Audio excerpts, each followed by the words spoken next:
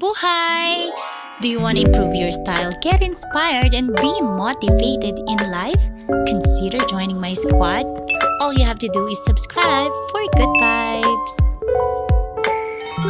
Mabuhay! Welcome to my YouTube channel. This is Melanie, aka Contempairs. If you want to improve your style, get inspired, and be motivated in life, consider joining my squad. All you have to do is click that red button there, and don't forget to ring my bell so that you will be notified if I have new upload videos like this.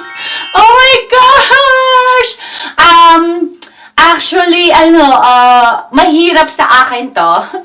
Nasi-share ko yung kilikili ko. This is Kilikili revelation and how I will wax my kilikili.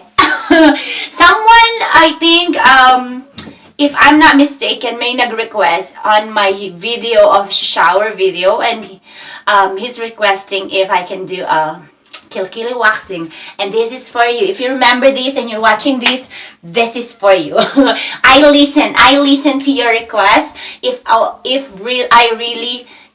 I can really do it. So make sure, comment down below and request something that you think it's not foul, it's not too much for me to do. So make sure you comment down below, and thank you for being here. So, ipapakita ko yung kilikili ko.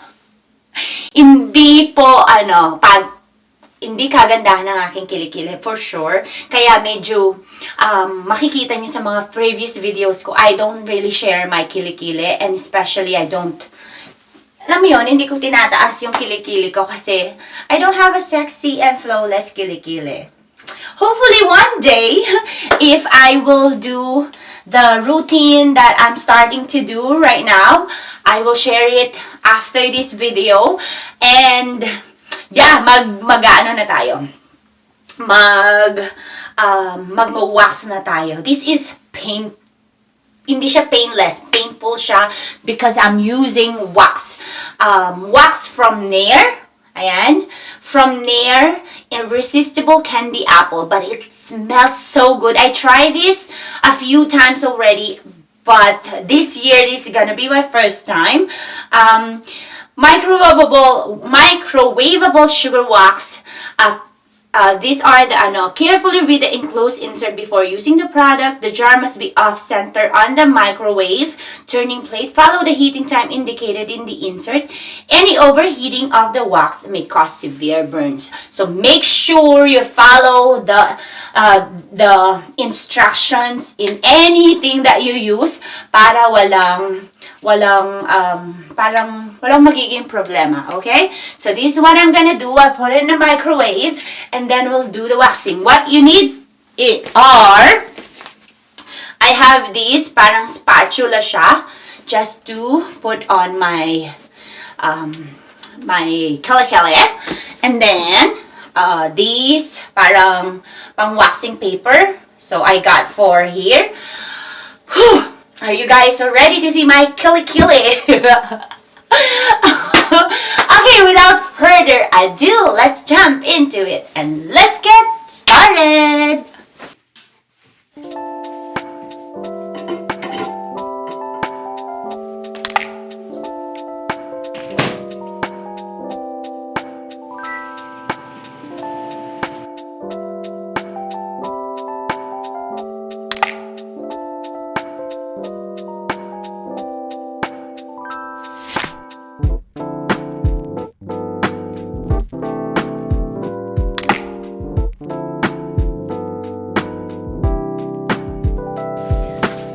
After microwaving, the consistency should be a toffee looking, yung parang cake.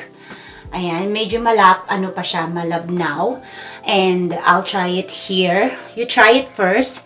Do a patch trying para hindi ka mapaso. Tingnan mo kung okay na yung init. Medyo mainit pa siya.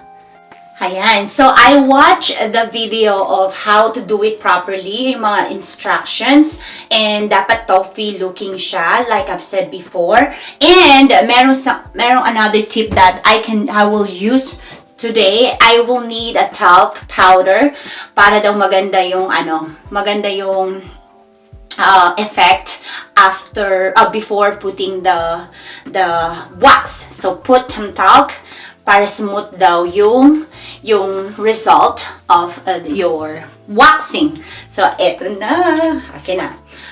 Lalagyan ko na ng powder. Ang dami ang dami. Ayan. Ooh.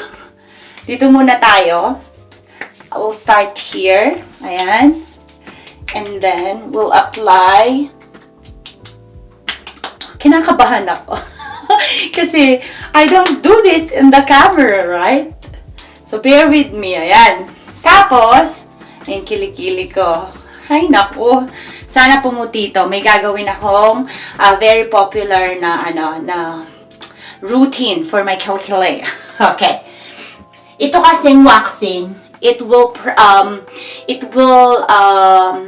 help the growth of your hair slowly, and then kapag nag-grow siya, medyo thin na siya, hindi siya yung kamukha ng mga pinlock or kamukha ng mga shinave, at it will prevent a chicken looking skin. Kung alam niyo yung look na yon. So, waxing is the best to do if you can bear the pain. But if not, meron namang wax na painless. And makakahanap kayo ng gano'n. I think I can do this kasi mataas yung tolerance ko from pain. So, lalagay ko siya dito. Ooh, ang hot. Ayan. Yan, isa muna. Then, this. Make sure may space yung pag-pull nyo. Yan, may space. And tignan natin kung mag-work. Ayan. There you go. I think I need more of this wax. Okay, 1. Pwede na kaya? 2, 3, 4, 5, 6, 7, 8, 9, 10. Kinakabahan ako. Tama ba yung growth ng hair? Kasi dapat opposite ng growth ng hair. Yung pull ko ganon or pull na ganon. Ganon? Ganito? Hindi, ganon. Ano ba talaga? Ganito? Okay, 1, 2. Mag-work ko yato. Ouch! Ouch! Ay, nag-work! Eto, look. Ang daming hair. Okay.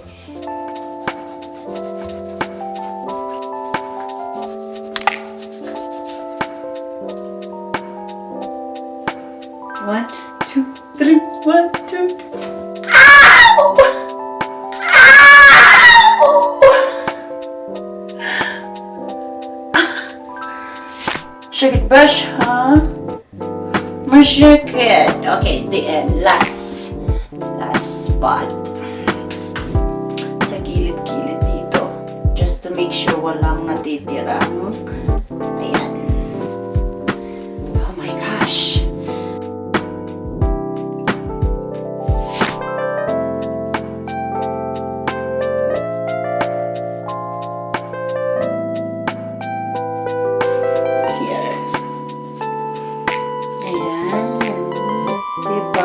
Malinis.